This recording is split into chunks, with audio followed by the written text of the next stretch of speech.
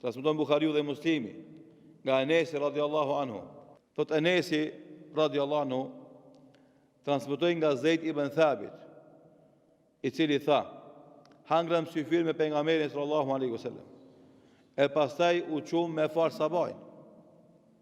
I thash, sa kishte mes ngrënjes së syfyrit dhe faljes së sabahut, tha sa me lezu 50 ajete.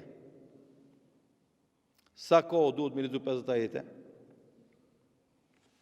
Parafrasisht 10 minuta. Do të ai që lexon pak më shpejt, i vjen 2 faqe.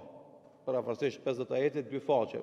Pak më shumë, pak më pak, në varësisht sa ajete ka faqe, po që është një mesatare, thuj edhe 3.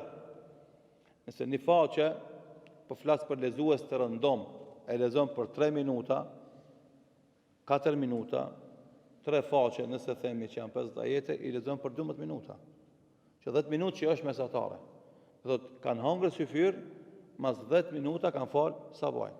Ai meseli a din pse me evonue, pse me thirr ezanin pak më vonë, që ka qenë të në tradit, këta këtë të muhabete kanë bazë në rregullat e fesë.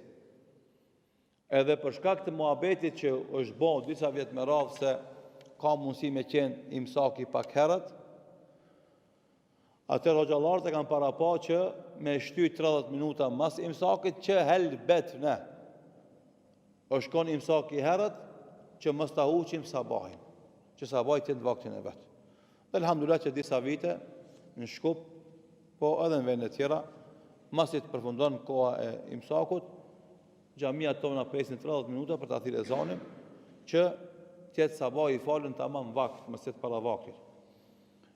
E tash, nëse ndodh që takvimi është gabim, edhe imsaki është më herët, ne nuk arrim me e zbatu këtë sunet, me agjeru na në fund të syfyrit.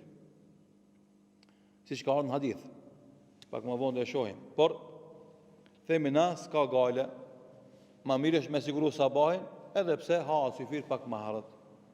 Sepse në këtë rast e hup një sunet, a nëse farë sabahin para vakte e hup një farz. Që kjo matematik mesatare është logjik e pranueshme fetarisht. Edhe është një zgjidhje e mirë. Elhamdulillah që hoxhallarët kanë mri që të ofrojnë këtë zgjidhje të mirë për besimtarët.